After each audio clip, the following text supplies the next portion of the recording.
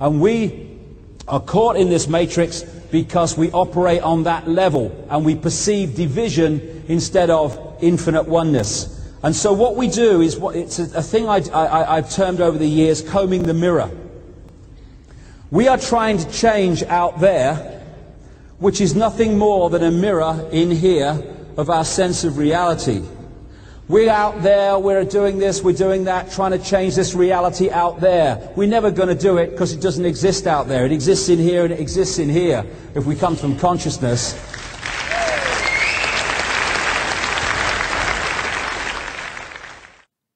Hello and welcome to this second episode in the Reading David Icke series. This time we'll be taking a look at David's 7th book, Heal the World, a do-it-yourself guide to human and planetary transformation. 7th already, I hear you say, but this is only the 2nd episode. Well, in addition to the 2 early books on football and environmentalism, I've had to skip over the 3 that came after the Truth Vibrations, as they're just not available. Not to worry, however, there are plenty more to go, and today's is the last one that can be read in anything like a single sitting. Heal the World is a kind of non-dual spiritual book, written in a really down-to-earth, relatable style. I would suggest this is one of David Icke's strengths as a writer, the ability to talk about spirituality as if he was having a conversation down the pub. The book opens up with the passage, "I am you and you are me. We are all part of one consciousness, one mind that is creation. It is the amalgamation of all thought, experience, understanding and wisdom we know as God, or, as I prefer, the infinite mind. You are God, I am God, we are all God." Bearing in mind that this is written in 1993, prior to the wide dissemination of spiritual literature on the internet, David's placing of consciousness front and centre, as well as rear and periphery, must have been far more radical at that time. Perhaps he was kicking any remaining accusations around claiming to be the unique Son of God into touch there. If David had engaged in messianic-type thinking, he rejects it, saying, "It is not a case of one person or group of people appearing over the horizon like some spiritual cavalry to save the planet." In this book, David expresses the kind of spiritual environmentalism he felt the Green Party was too timid about, being stuck in 5-sense-only reality. He says, "If we do not heal our own wounds, we cannot heal the planet. Physician, heal thyself." In contrast to most non-dual philosophy, David doesn't dwell on the direct experience of this one consciousness. Rather, he focuses on the implications for healing both ourselves, society, and the natural world. He says, "I have seen, in the light of extreme experience, how people constantly project onto the world what they think of themselves. I have observed outwardly aggressive people venting their inner hatred of themselves onto others around them. Their victims are merely mirrors for them to thrash out in anger and frustration at their dislike, even contempt, for all that they are and have been. This is the real motivator behind so much violence, crime, and negative behaviour of all kinds. Humanity's problem in general, if not every individual, is that far from respecting itself, liking itself, loving itself, it hates itself. Humanity is awash with guilt, fear, and lack of self-esteem." This kind of thinking underpins David's approach to tackling the global conspiracy right up to the present day. External action to change the world may be entirely necessary and appropriate, but absent inner transformation, it is merely combing the mirror. David is advocating for a spiritual activism. What should we make of this? On one level, it's obviously true. People who are consumed by thoughts of "am I good enough? Am I worthy?" are not in a position to resist the powers that be. Those powers may very much like things keeping this way. If we attempt activism absent addressing our own psychological turmoil, the activism itself becomes a vessel for that. It becomes a way of venting our rage for those who find fighting outside pubs on a Friday night an all too chavish form of expression. We see this too in the revolutionaries who go on to build up a world even worse than the one they tore down. We will also be easy to manipulate. If we are divided against ourselves, we will be divided against others. Inwardly ruled by our own dysfunction, outwardly ruled by a dysfunctional elite. An elite who are in turn acting out their own trauma on the population. Beyond this, there is another level to David's point that is not so obvious. Do our thoughts affect the world in a directly causal manner? In addition to the indirect effect, does stilling the mind in meditation and resolving our emotional baggage have a direct impact on the world around us? I don't think it's possible to understate the importance of this question. What's really being asked is, on a fundamental level, is the world made of matter or mind? If it's matter, then all the stuff I've said about the knock-on benefits of a spiritual approach to activism still apply. Beyond that, however, beyond the effect meditating for world peace has on the meditator, there's basically nothing more to be gained. If, on the other hand, as David suggests, the world is made of mind, we are all part of one consciousness, well, this paints a totally different picture. Meditations on world peace, far from being useless, may be the secret power we need to overthrow the elite and establish a heaven on earth. So yeah, it's a rather important question. Where would we look to inform ourselves on this? Perhaps to the parapsychology experiments of human minds influencing things like random number generators.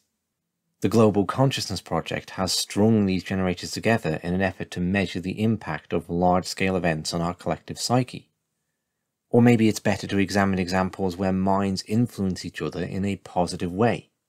In 2007, parapsychologist Dr. Dean Radin ran an experiment where participants would consume chocolate exposed to good intentions. They reported mood improvements greater than a control group, who ate chocolates without the positive thoughts projected on them. Dr. Radin repeated this experiment in 2013 using tea treated by Buddhist monks, with similar results. By far the most substantial effort to demonstrate the positive effects our thoughts have on the world have been carried out by the Maharishi International University. They claim to have produced 20 peer-reviewed studies demonstrating a small proportion of a population practicing transcendental meditation can demonstrably decrease crime and violence in the surrounding area. They even attempted to demonstrate a decrease in the intensity of fighting during the Lebanese war. I must confess to having had something of a prejudice against this. I've always believed, without really looking into it, that this represented the disreputable fringe of psi research. For one, it seems the complexity of explaining fluctuations in the crime rate would be a good place to hide things with dodgy statistics, in contrast to doing this kind of research in a lab. Even with the best will in the world, it still must be very difficult. Secondly, transcendental meditation has the reputation of being a bit of a cult. This isn't just prejudice, it's fully deserved. At least that was the case when its founder, Maharishi Mahesh Yogi, was alive. I don't know if it's still the case today. I recently read the book An Antidote to Violence, Evaluating the Evidence, by Barry Spivak and Patricia Saunders. As the title suggests, it evaluates the evidence for the Maharishi Effect.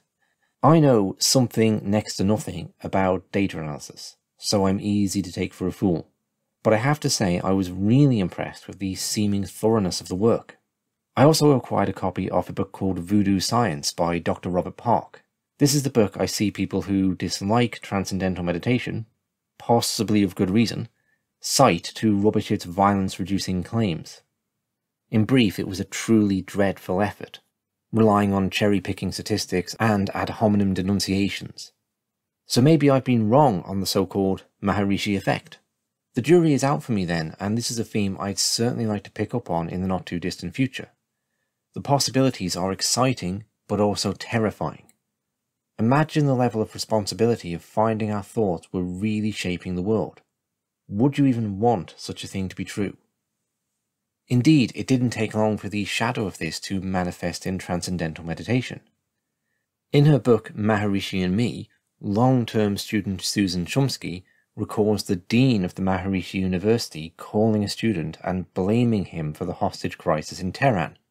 He wasn't calling one of the Iranian students who took the American embassy staff hostage, in case that's what you were wondering.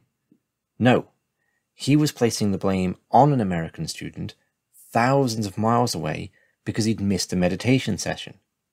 The dean saw a causal link between these two things. One further thing I'll draw from Heal the World. We are introduced to David Icke's iconoclastic thinking. His ability to question everything, to unpick society structures, to constantly red pill. I'll quote one of his thought experiments exposing the ludicrous nature of received tradition. He writes, "Imagine that the church did not exist, and along came a group of people with a book of ancient texts. We don't know who wrote them, they would say, and we don't know when they were written, or in what circumstances, or how much they've changed over the centuries for political reasons, or how much of the original meaning has been lost in translation. But we know it's the word of God and all accurate, even though it contradicts itself constantly and in part is a justification of violence, slavery, and the suppression of women. Now imagine what we would think if the BBC came out and said they were going to give free, guaranteed airtime to this new religion, and that this airtime would not be there to debate and question, but to give this religion the platform to say whatever it liked to promote its beliefs. Imagine also our reaction if the British government announced that it was going to make compulsory the teaching of this new religion in the schools, and that it would be taught on the basis that it is historically accurate and not just a story that a certain number of people believe to be true. Think how we would react. We would be on the streets with placards protesting at the imposition from an authoritarian state. We would be shouting Moonies, thought control, indoctrination, mad cult, and the like. But wait, what I have described is precisely what happens in Britain and many other countries all over the world today. Where are the people on the streets protesting? Where are all the shouts of mind control? This ability to question the very foundation of things is a core aspect of David's writing. I'll play us out with a clip from his 2020 Skeptiko interview to show where it's at in the present day. Host Alex Sakiris asks him about the UFO phenomenon, which is already pretty well off most people's maps. David just takes it to a whole new level, questioning the existence of space itself. When I was a kid in the 1950s, my father had no interest in astronomy before this incident or afterwards. And I'm still bewildered about what the heck happened. We had no money. We never went anywhere because we had no money. And one day, it would have been about 1958-59, my father walked down the stairs one morning and said, "We're going to London." And I was shocked because I'd never been to London. It was a long time before I'd go again. And 1958, 59, I would be 6 or 7. We're going to London. And I remember we went on a steam train. And my father said, "We're going to the planetarium." Right? Now, I didn't know what a planetarium was. I wasn't bothered. I just wanted to go to London. I'd heard about it, or so much about it. So we go on this steam train to London. We go to a planetarium, which I know the date because it had just opened. It opened in 1958 in London, next to Madame Tussauds in London, in Baker Street. And so I didn't know what to expect. So we walk into this planetarium and I sit down at the seat. I don't know what to expect. And then suddenly the roof, the ceiling, dome ceiling, became the night sky. And it must have been about midday we were sitting there. And I looked at it and something hit me that never left me.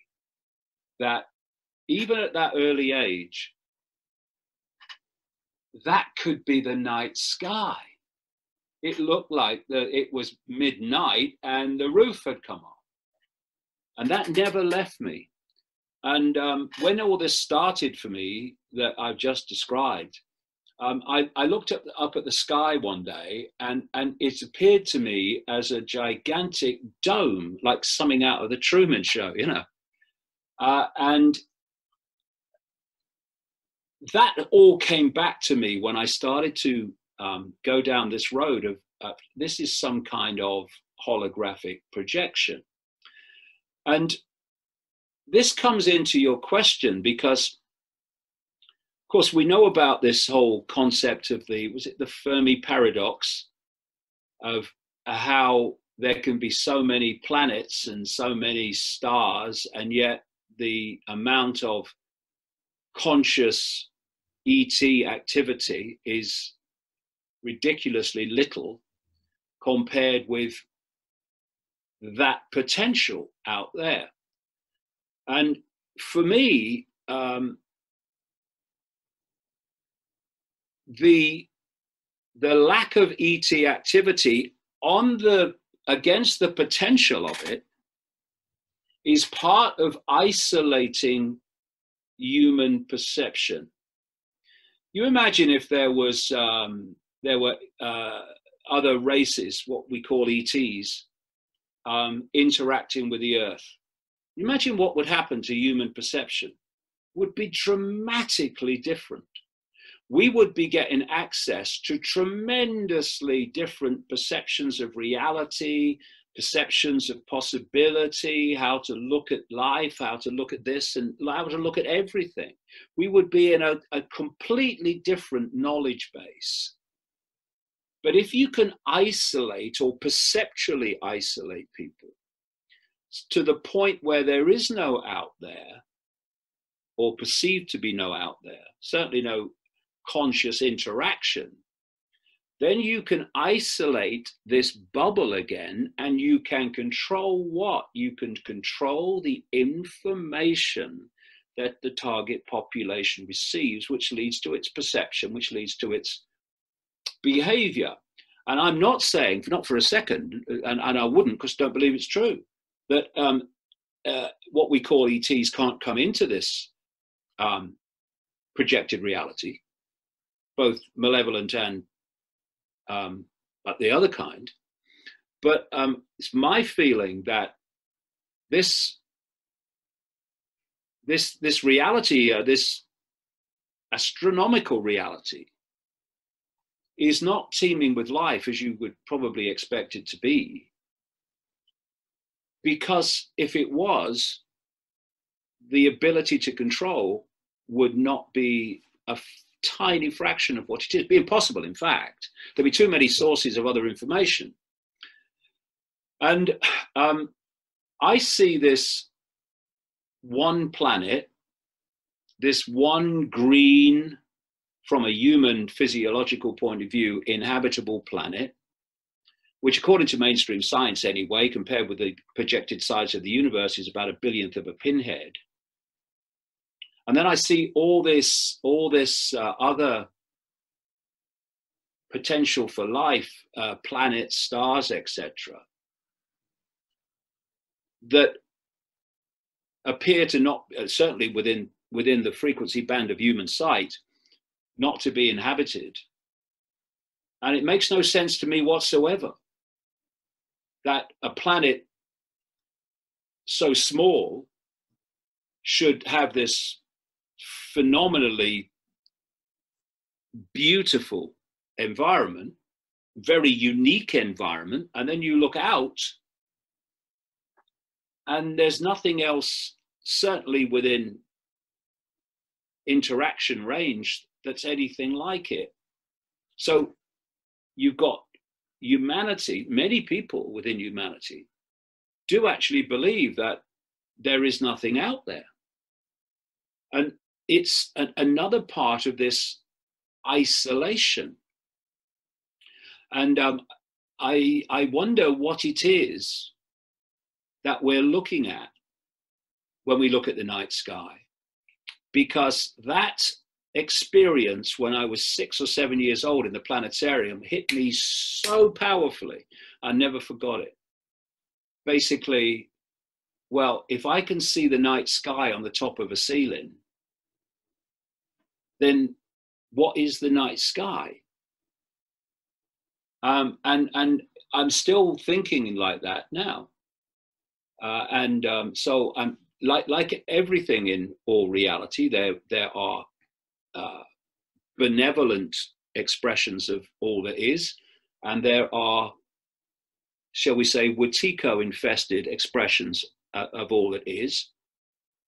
But I just wonder what this night sky really is, what this space that we perceive really is, and whether it is what we think it is, or actually just a holographic perception, which would projection rather, which to our senses would seem incredibly real, as it does. Okay, thank you for listening. Next time we'll get into David's first big conspiracy book, The Robots' Rebellion.